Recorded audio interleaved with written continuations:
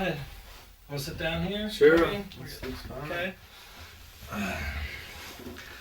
All right. Well, it's good to have you here again. It's a pleasure to be back. It's kind of... You know me, I love always coming to the fatherland.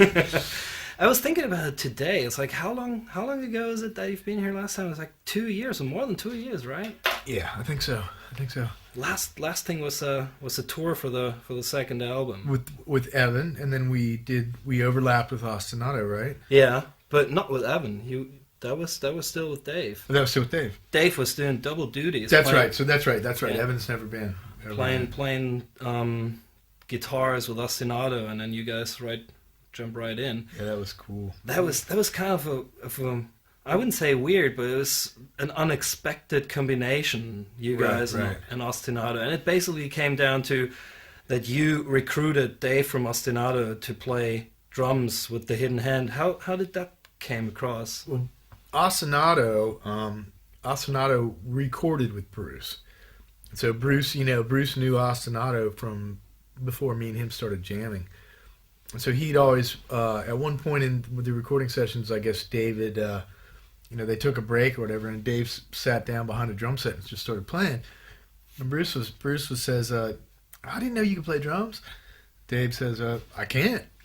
Bruce is like, "Wow, well, if you can't play drums, you're playing pretty good." And he ended up recruiting Dave, basically. Mm-hmm. And first he got David to play in this, I don't know how to describe him, but to play in another band that Bruce was in called The Field Machine. And then after that...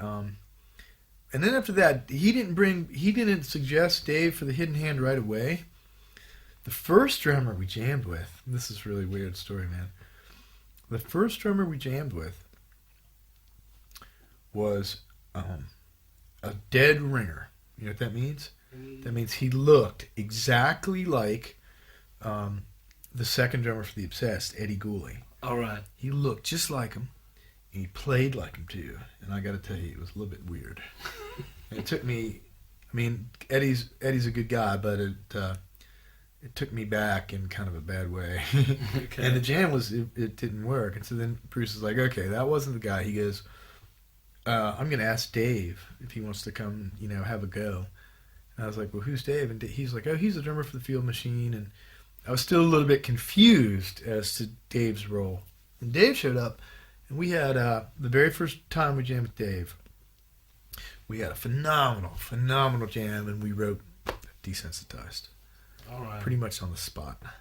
I mean, it's kind of like, it surprised a lot of people, not only that you were playing with some guy like Dave, it was also the whole style that came across with the Hidden Hand, which was so different what you've done before. I mean, most of the people know you've been involved in Saint Vitus, and you've been involved in The Obsessed, and you've been considered as kind of like what they call a doom legend, that guy that took the whole Black Sabbath thing into the next century and added something to it, and kind of was part of the creation of a completely new style called doom rock. And after you've been away for so long, you came back with a band of a completely different style that is, to my opinion, that band is also able to create a completely new style in terms of attitude as well as in terms of how you approach music. Right. And so it was kind of a logical step when you see it from this perspective. Right. But haven't you been worried about like your fans? Well, to be honest with you, I mean, after Spirit Caravan imploded, I was pretty mad, actually. I was really angry because I really tried really hard to make that band work, I just like trying really, really hard to just kind of every time saying, okay, slow down, we got to play, or whatever it might be. I just got so tired of being this person that was always, telling somebody, don't do this or don't do that. And, that's the last thing I want to do is to tell somebody what to do, because I don't like to be told what to do. So I was pretty pissed off. And I decided that I wasn't ready to quit, that I still wanted to play, but at the same time I wanted to just have a punk rock jam. Like I wanted to hook up with somebody that wasn't in the same like born and raised on Black Sabbath kind of mold. You know what I mean? And so I just wanted to have jam with some different people, you know. Like I didn't want to, call somebody for a jam and, play songs off Volume 4 or Master Reality. That's not what I wanted to do. So, Bruce had been the engineer. We'd done some work with him with Spirit Caravan, and when we would be getting sounds, he would pick up the bass. You know, and I realized he was a pretty damn good bass player, and the thing is we started to have these conversations, and I noticed he had this very extensive library in the studio. Like it's the entire back studio wall was just lined with books, and he was kind of interested in he was really interested in the song we were recording, The Departure, because it talks about the Mesoamerican myth of the departure of Quetzalcoatl. And so that kind of got him a little bit intrigued, and he told me later that he actually, he went to his books for a little reference and all. And I just really enjoyed my talks with him, and I kind of I'm not trying to talk down about anybody, but a little intellectuality finally was like a fresh air, and so it was logical that I would just call him up. Hey, you want to jam? And so we jammed. And the thing about Bruce is, when I left Spirit Caravan, I told myself the next band I'm in, when I'm playing, I want to look over, and whoever I see on the stage with me, I just want them to blow me away, And when you read his lyrics and when we work on his song ideas or whatever, I just realized it's really nice to be part of something. So the Hidden Hand became not just a Wino project; it became a real band, and I thought it was good. I'm not saying Spirit Caravan wasn't like that, because Sherman wrote some pretty great songs. Yeah, definitely. And Gary wrote a couple pretty good songs too. And Gary's songs were like really in the, the country fried vibe, Cloudy Mirror and all. And I helped him kind of smooth out the rough edges on the arrangements and stuff like that. But I thought they were good songs. And Sherman's songs are great too. But Sherman just always wanted to. He wanted to take it into like this whole. He's dying to do that on stage, and I said, look, if you want to do that, if you want to sing like that, especially Fang, if you want to sing your Fang is such a great song of Jump for the Sun, sing it like it's on the record, because I think that the fans really want to hear you sing it like. I mean, especially if someone knows how his vocal style was on the Wretched albums, right? And he was like, when I first heard the Wretched albums that came out on Hellhound, I was blown away by his singing style. I was like, this is like the total vibe that all his songs need. Right, and then when I heard he joined you in a band called Spirit Caravan, I was so looking forward to hear him on stage. And then he got on stage, and it was this total different vibe to his voice. I couldn't say that I didn't enjoy it. I mean, it's kind of like, I would put it this way, it's like kind of interesting. You stand there and it's like, where the hell is this guy taking this voice from?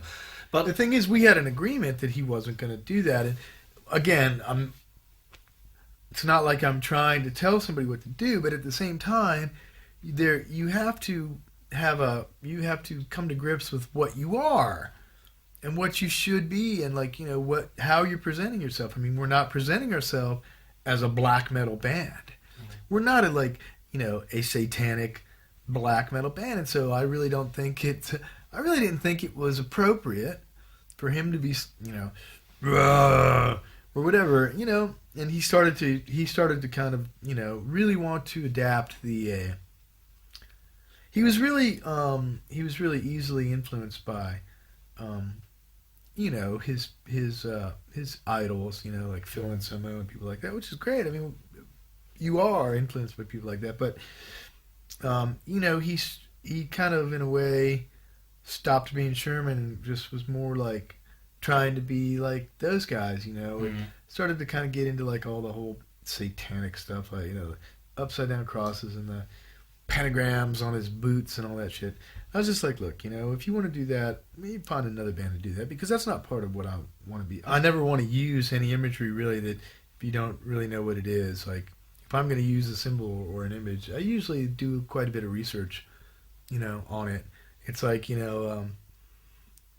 you're going to paint pentacles on your bass drums with all kinds of magical symbols and stuff like that, then I guess you need to be ready for whatever might happen. And I'm not saying something will, but it's just stuff that there's just certain stuff that it's not to be played with, Mm-hmm.